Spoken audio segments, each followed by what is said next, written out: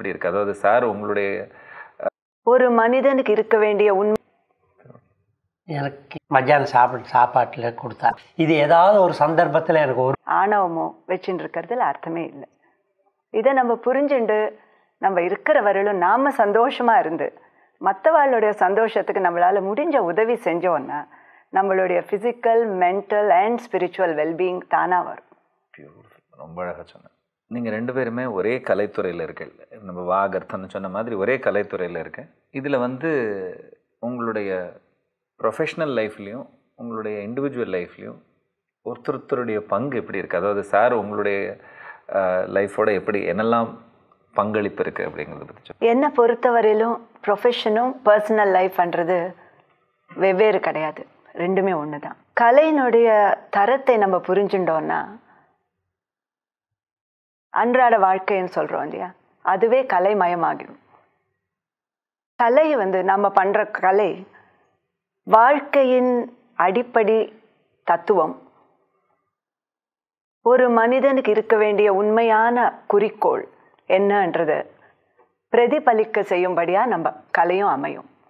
அதனால இது ரெண்டும் இணை பிரியாததுன்றது தான் என்னுடைய ஃபீலிங். அவரை பற்றி சொல்லணும்னா அவர் எனக்கு கணவர் மட்டும் இல்லை, குருநாதரும் ஒரு நல்ல நண்பரும். அவர் எனக்கு கொடுத்த ஒரு பெரிய கிஃப்ட் என்னன்னா இந்த கலை என்ற அமுத சுரபிக்கு என்னை அறிமுகப்படுத்தினார்.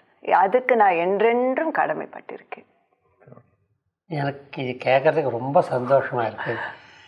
நான் என்ன பண்ணேன்னு எனக்கு தெரியாது. ரொம்ப நிஜமாக சொல்ல போனாக்கா, I live in my own world all the time.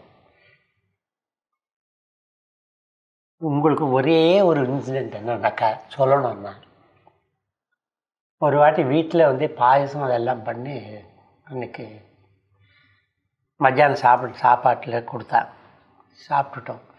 சாப்பிட்டுன்னு இருக்கேன். நான் சொன்னேன், இன்றைக்கி என்ன பாயசம் எல்லாம் பண்ணிங்களே, இன்றைக்கி என்ன விசேஷம் அப்படின்னு. இல்லை சும்மா பண்ணியிருக்கோம் அப்பா, உங்களுக்கு ரொம்ப பிடிக்கும் இல்லையா ஸ்வீட், அதனால் பாயசம் பண்ணியிருக்கோம், ரொம்ப நல்லா இருக்கம்மா அப்படின்னு. அப்புறமா சாயங்காலம் ஒரு ஃபோன் வந்தது, எங்களை விஷ் பண்ணிண்டு. என்னன்னாக்கா அன்றைக்கி எங்களுடைய வெட்டிங் டே. எங்களுடைய வெட்டிங் டேன்றதே எனக்கு மறந்து போச்சு. எனக்கு இப்போ மறந்து போச்சுன்னாக்கா, எங்களுடைய லைஃப்பில் எனக்கு தெரிஞ்ச வரைக்கும் நான் ஒரு வாட்ச் பண்ணிட்டு இருக்கேன்.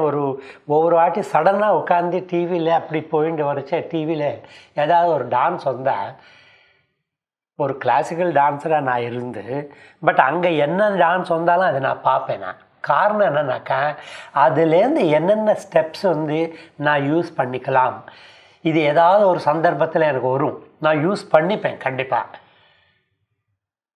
ஸோ நாங்கள் அந்த என்னுடைய இதில் மாத்திரம் நிஜ லைஃப்பில் அவள் என்னை ஒன்றுமே கேட்குறதே இல்லை. நான் என்ன பண்ணுறது சொல்லுங்கள், சத்தியமாக சொல்கிறேன். நான் இவ்வளோ இருக்கும் அவன் என்னை ஒன்றுமே கேட்கல, நான் வாங்கி கொடுத்ததும் கிடையாது.